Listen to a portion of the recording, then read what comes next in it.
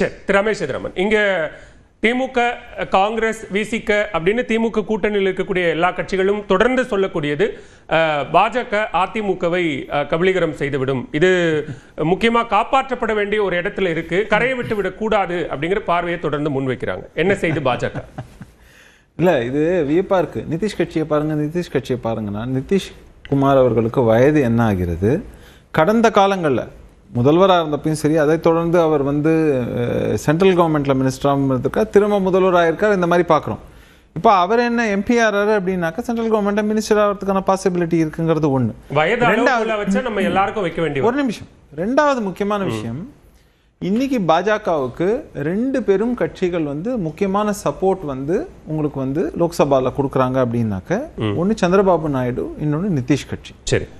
இன்னொன்று நிதிஷுடைய மகன் இது வரைக்கும் அரசியல் இதுவாக இல்லாமல் இருந்தார். அவர் நிஷாந்த் இப்போ துணை முதல்வராக ஆக்கப் போகிறாங்க அப்படின்னு சொல்றாங்க. அது குடும்ப அரசியல் கணக்குல வராது இல்ல? வரட்டும், அது பார்த்துப்போம். நம்ம குடும்ப அரசியல் ஜேடியு யார் ஆரம்பிச்சாங்க, என்ன பண்ணல வரட்டும் சார். வராது இல்ல, இல்ல வரட்டும். நீங்க சொன்னீங்க, நான் அந்த கேள்வியை தப்பு ரைட்டுன்னு நான் எதுவுமே சொல்லலையே. நான் அதுக்கு ஜஸ்டிபிகேஷன் கொடுத்தேனா? இல்ல, கருத்து தான் நான் கேட்கிறேன். அது குடும்ப அரசியல்ல வராதா அப்படின்னு இப்ப நான் என்ன கேட்கிறேன், குடும்ப அரசியல் வராதானா? நீங்க என்ன சொல்றீங்க? ஒரு பக்கம் நிதிஷை காலி பண்றாங்கன்னு சொல்றீங்க, இல்லைங்க இது அவர் சென்ட்ரல் கவர்மெண்ட்டுக்கு போறாரு அப்படின்னு நான் சொல்றேன். அப்போ இந்த பார்ட்டி அப்படின்னு வரும்போது அதை பாஜகவுக்கு தான் கடந்த முறையும் பெரும்பான்மை இருந்த கூட நிதிஷுக்கு விட்டு கொடுத்ததுங்கிறதையும் பாக்குறோம். இந்த முறையும் நீங்க தொடங்கும் போதே வயதை ஒரு அளவுகோல்னு தொடங்குனீங்க. வயது ஒரு அளவுகோலா வச்சா அதுல எல்லாரும் வருவாங்க. இல்லைங்க, மத்திய அமைச்சர் ஆகலாமா, ராஜ்யசபா உறுப்பினர் ஆகலாமா, பிரதமர் ஆகலாமாங்கிற பல கேள்விகள் வரும். மோடிக்கு ஒரே வயசு 75. ஒரு நிமிஷம் முடிச்சுட்டு பேச இருங்க, வரேன். ஏதாவது நம்ம திரும்ப 10 இடத்துல கேள்வி கேட்டீங்கன்னா 10 டைம் கொடுக்க முடியும். அப்போ நான் என்ன சொல்றேன், இப்போ இங்க சொல்றது நிதிஷ் கட்சி. நிதிஷ் கட்சி என்ன பண்ணிட்டாங்க, அவங்க கம்மியா சீட் வாங்கினா கூட அவங்களுக்கு உண்டான மரியாதை கடந்த முறையும் சரி இந்த முறையும் சரி அவரை முதல்வராக்கி அழகு பார்த்தாங்க. இப்போ என்ன சொல்றாங்கன்னா, நீ சென்ட்ரல் கவர்மெண்ட்ல ஒரு போஸ்ட் இது கொடுக்குறோம், மினிஸ்டர்ஷிப் கொடுக்குறோம்னாக்கா அவர் சந்தோஷமா ஏத்துக்கிறேன்னு ஆசைப்படுறாரு. அது அவருடைய சாய்ஸ். ஒன்று. ரெண்டாவது முக்கியமான விஷயம் சார் சொல்லும்போது சொன்னார், அதிமுக எல்லா டெசிஷனும் இவங்க பாஜக தான் எடுக்கிறாங்க அப்படின்னு சொல்லிட்டு. அதுக்கு அண்ணன் இவர் சார் கேசிபி அவர்கள் ரொம்ப அழகா சொல்லிட்டாரு பதில். இது ஒரு பக்கம். ஆனா நான் என்ன கேட்கிறேன், தமிழ்நாட்டில் காங்கிரஸ்ல எல்லா டிசிஷனும் டிஎம்கே தான் எடுக்குதுன்னு பாக்குறோன்றத ரீசெண்டா நடந்த விவகாரங்கள் எல்லாத்துலயும் பார்த்தோம். ஏன்னா அவங்க சொல்றதுதான் எல்லாமே எப்படி நடக்கிறது அப்படிங்கறதும் நமக்கு புரியுற மாதிரி. ஒருவேளை நீங்க சொல்ற மாதிரி திமுக டிசிஷன் எடுத்திருந்தா முதல் சிட்டிங்லயே பேச்சுவார்த்தை இருப்பாங்க. இல்ல, அதான் சொன்னேன். அப்படி நடக்கலன்னு தோணுது. என்னதான் ஜப்பேக்கட்டு கட்டினா கூட உண்மை நிலவரம் இதுதான். ஏன்னா தலைமையிலேருந்து எல்லாரும் வேற வழியிலும் இல்ல நாங்க முதல்வருடன் இணக்கமாக இருக்கிறோம், நாங்கள் இங்க இது ரொம்ப கூட்டணி ரொம்ப ஸ்ட்ராங்கா இருக்குன்னு போனது அவங்க கட்சிக்குள்ளே எப்படிலாம் நடந்ததுங்கிறத பாக்குறோம். ஆனா கடைசியில யார் வெற்றி பெற்றதுங்கிறதையும் நம்ம பாக்குறோம். அவ்வளவுதான், அதை விட்டுருவோம். அடுத்த முக்கியமான விஷயம், நீங்க சந்திரபாபு நாயுடு பத்தி சொல்றீங்க. இன்னைக்கு சந்திரபாபு நாயுடு மினிஸ்டராக இல்லாமல் தனியாக ஆட்சியை துறந்து விட்டு, அதாவது அங்க ஆட்சி அதிகாரத்தை பிடிக்க முடியாமல் இருந்த ஒருவர் திரும்ப ஆட்சிக்கு இன்னைக்கு ஆந்திராவை பொறுத்த வரைக்கும் ஒரு சக்சஸ்ஃபுல் டெவலப்டு ஸ்டேட்டா மாற்றத்துக்கு உண்டான அத்தனையும் செய்கிறார் என்றால் அதற்கு பாஜகவோட அத்தனை சப்போர்ட்டும் இருக்கு.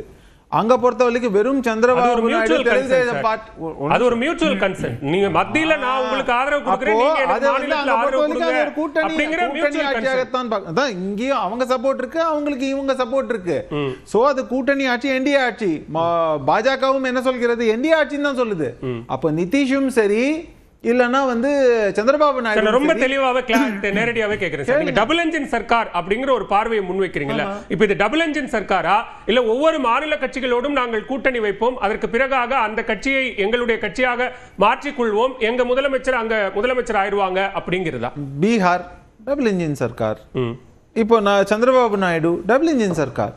ஏன்னா இது ரொம்ப தெளிவா இருக்கு. இப்போ நீங்க எவ்வளவு டெவலப்மெண்ட்ஸ் ஆந்திராவில் நடக்குதுங்கிறத கண் கூட பாக்குறோம். இங்க இருந்து கூட நிறைய ஃபேக்டரிஸ் எல்லாம் அங்க போகுதுங்கிறதையும் பாக்குறோம். சோ அப்படி இருக்கக்கூடிய சூழல்ல நாம் தொடர்ந்து பார்க்கக்கூடிய விவகாரம் கூட்டணிகள்ங்கிறதுல ஓரளவுக்கு தெளிவா போயிருக்காங்க. இன்ஃபேக்ட் இன்னும் சொல்லணும்னா கூட்டணியிலாம் இல்ல, யாரு நம்ம ஒரிசால கடந்த காலங்களில் பார்த்திருக்கோம்.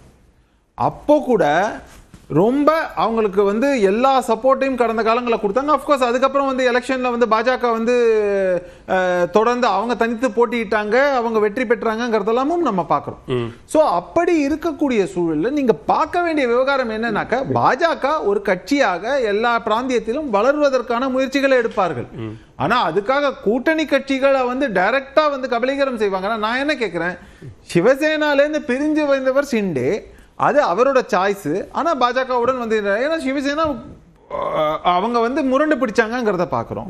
பால் தாக்கரே அவர்களுடைய கட்சியாக இருந்ததுல இருந்து நீங்க அதுக்கப்புறமா வந்து இப்போ ஷிண்டே அவர் தனியா பிரிஞ்சு வந்து பண்ணார். ஆனா அவருடைய அந்த ஹோல்டுங்கிறது நம்பர் ஆஃப் இவங்கிறது குறையுங்குது, அவங்களுடைய பொலிட்டிக்கல் இன்ஃப்ளூயன்ஸ் குறையும் போது ஏற்கனவே பாஜக அந்த மாநிலத்தில் ஆளாமலாம் இல்ல, தயவு செஞ்சு புரிஞ்சுக்குங்க, ஆட்சியில் இல்லாம இங்க நடந்தது என்ன? திரு ஓ பன்னீர்செல்வத்தினுடைய தர்மயுத்தம் தொடங்கி இங்க என்ன நடந்தது, எப்படி இணைப்பு சாத்தியமாச்சு, அந்த இணைப்புக்கு பிறகாக எப்படி பிளவு ஏற்பட்டுச்சு, அதுக்கு பிறகு நடந்தது என்ன, எப்படி மறுபடியும் என்டிஏ கூட்டணிக்கு பாஜகவுக்கு ஆதரவான ஒரு நிலைப்பாட்டை திரு ஓ பன்னீர்செல்வம் எடுத்தாரு, அங்கெல்லாம் பாஜக எந்த இடத்திலும் தலையிட்டு திமுக போய் சேர்ந்திருக்கிறது கூட பாஜகவுக்கு சாதகமானதுதான் எடுத்துப்பாருன்னு நினைக்கிறீங்களோ? நீங்க சொல்லுங்க, உங்க பார்வை இருக்கலாம், அது கூட இருக்கலாம், எனக்கு தெரியல.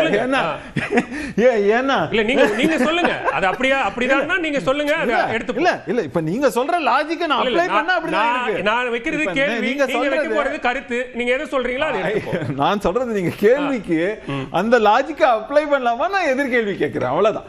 இப்ப என்னன்னாக்க பாஜக சொல்லிதான் எல்லாத்தையும் செய்வார் அப்படின்னாக்க, அது முன்னாடி வந்து 2 டேர்முக்கு வந்து சீஃப் மினிஸ்டரா வேற இருந்தாரு அப்படிங்கும் போது அவர் அப்படி சொல்லிதான் இது பண்ண முடியும். அவர் பின்னாடி கடைசியில கட்சி கூட அவருக்கு ஒரு சப்போர்ட் பண்ண முடியாத நிலைமையில சொந்தமாக அட்லீஸ்ட் சப்போர்ட் பண்ண 4-5 பேரையுமே வந்து நட்டாற்றில் விட்டு தன் நட்டாற்றில் விட்டு சார் அவரை யாரு 24 பார்லிமெண்ட் எலெக்ஷனுக்கு அப்புறம் அவரை நட்டாற்றில் விட்டது பாஜக இல்லையா?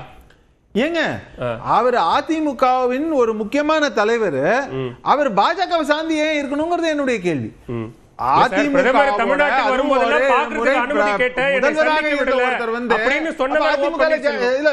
பாஜக ஜாயின் பண்ணிருக்கலாமே அவரு. பாஜக நட்டாத்துல விட்டுருச்சான்னு இல்லைங்க, பாஜக நட்டாத்துல விட்டுன்னு பாஜக அவர் ஜாயின் பண்ணிட்டு அவர் வந்து அப்படியே பாஜக விட்டாங்கன்னா நீங்க கேக்குறது எப்படி இருக்குன்னாக்க ரொம்ப எனக்கு வியப்பான கூட்டணியில இருந்தாரு சார். நாடாளுமன்ற தேர்தலில் சுயேட்சை சின்னத்துல போட்டியிட்டாரு, நிறைய வாக்கு வாங்கினாரு. அப்படியான ஒருத்தரை கூட்டணியில தக்க வைக்கிறதுக்கான முயற்சி கூட எடுக்கலையான்னு கேக்குறேன். தேவையில்லை சார், அது அவருடைய சாய்ஸ். கூட்டணியில தக்க வைக்கணும் கடந்த காலங்கள் சொல்லப்பட்டது. ஆனா அதிமுக அதுதான் தமிழகத்தை பொறுத்தவரை அதிமுக தான் இந்த கூட்டணிக்கு தலைமை. அப்படி இருக்கும் போது இந்த தேர்தலை சந்திக்கும் போது அவங்களுக்கும் பாஜகவிற்கும் இடையில வந்து ஒரு சில சமரசங்கள் ஏற்படுகிறது.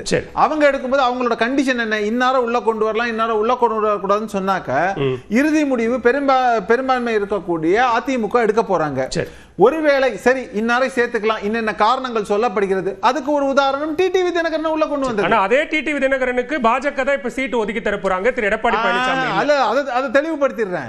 அது ஏன் செய்ய போறாங்கன்னாக்க கொண்டு வரும்போது அந்த கூட்டணிகளை நீங்க மேனேஜ் பண்றதுக்கான ரெஸ்பான்சிபிலிட்டின்னு சொல்லிட்டு அதிமுக பாஜகவிடம் கொடுத்திருக்கிறது. இதுதான் டெமோக்ராட்டிக் அலையன்ஸ். எல்லாத்தையுமே நான் தான் பேசுவேன் திமுக தரப்புல சொல்றது. இங்க விடுதலை சிறுத்தைகள் தலைவர் ரொம்ப ரெக்வெஸ்ட் பண்ணிலாம் கேட்கிறாரு, அண்ணன் எடப்பாடியாரே நீங்க வந்து எம்ஜிஆர் ஜெயலலிதா கட்டிக்காத்த ஒரு இயக்கம், உங்களால தனியா நின்று ஜெயிச்சிட முடியும் அப்படிங்கிற ஒரு கட்சி பலம்லாம் வச்சுக்கிட்டு நீங்க ஏன் போய் கட்சியை கரைய விடுறீங்க அப்படிங்கிற அந்த ஒரு கரிசனத்தோடு